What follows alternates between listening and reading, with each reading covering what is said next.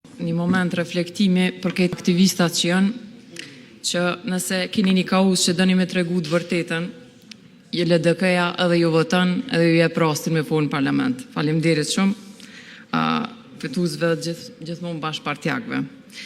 Energjia. E para për energji këtë që ka dime që është rrit importi në përmasa të paparashikueshme më herët. Kjo ka ndodhur edhe pse prodhimi është ra, po kohëve të fundit është ra dhe thëngjilli. Në këtë skemë që cilin unë e kom potencu edhe më herët, kërkesa për blerje është gjithmonë më shumë, edhe tashmove që kemi te kalu 1 miliard euro. Tash, unë po du me izbulu anën tjetër të asaj çfarë thuhet që çmimi i importit është rrit prej pandemisë, po kohëve të fundit është u rrit sasia në mas paparashikueshme për shkak të rënjeve të bloqeve dhe mos planifikimit të prodhimit nga Keko.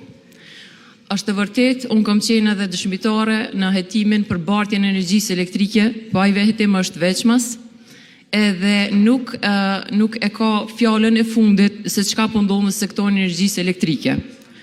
Gjithashtu është mirë me ju tregu që energjia elektrike këtë vit është shty, po nuk do të thotë që nuk rritet. Edhe këtë vit, edhe vitin e kalum, nuk kemi pas asnjë lloj shkaku e që me pagu rritjen e energjisë elektrike. Ka qenë keq menaxhimi i sektorit të komplet sektorit elektroenergjetik, duke filluar nga prodhimi e deri te inkriminimi i zërës. Zyra rregullatorit për energji, që tash thuhet në anën zyrtare se i përgjigjet kuvendit, nuk më përgjigjet në pyetjen më të thjeshtë për mafinë energjetike. Jo që janë të kapt, po ky pushtet e ka glabëru komplet sektorin e energjisë elektrike. Për me potencu, për me tregu për më shumë për këtë, ku mund të jetë një sektor i pavarur, ku në zyret ku flitet edhe për ku bëhet edhe tregtia e energjisë elektrike, ku është edhe bilanci, është edhe vetë vllau i kryeministrit, në të njëjtën zyre. Kjo specialist për çështje ekonomike, le të mos merremi me këto fjalë tjera, ku vetë kryeministri e ka vllaun. Kjo mogje e madhe, e parës madhe, e hajnies është mirë menaxhu edhe me familjar tjerë në termocentrale, nga familjar të deputetit të saktum të lëvizjes vetëvendosje. Po ashtu, Keko është e vërtet që nuk importon energji elektrike, mirë po eksporton. Në vitin 2024 është eksportu 150 milion euro energji elektrike, ndërsa ne na është thonë që kemi importuar, vetëm ta përfundoj, që kemi importuar energji elektrike shumë edhe na dohet me pagu. Për sot, prokuroria, gjithashtu, prokuroria speciale, ka pas ekspert të antikorupcionit si kryetar bordi edhe antar bordi në Korporatën Energjetike të Kosovës. Pra, duke nisur nga vetë prokuroria speciale, është mirë të mirëndohet kjo punë kur të nis një hetim. Për ndryshe, një sektor i energjisë elektrike që ka familjar pushteti, që ka pas në kohë caktuar viti 2022-2023, antar të prokurorisë speciale, pavarësisht se është ekspert i antikorupcionit, atër është mirë të mberet një hetim i pavarur plotësisht që është i shkapur edhe nga pushteti, që është i shkapur edhe nga ndikimi i mundshëm i prokurorisë, që unë s'po them që është mirë, po ka qenë antar, edhe kryetar bordi në Korporatën Energjetike të Kosovës. Pra, në rast se kemi të bëjmë me një hetim duhet të jetë plotësisht i pambarur, sepse zërëja ka qenë pjesë e këtij skenari ku tërkohën kemi vazhduar me import.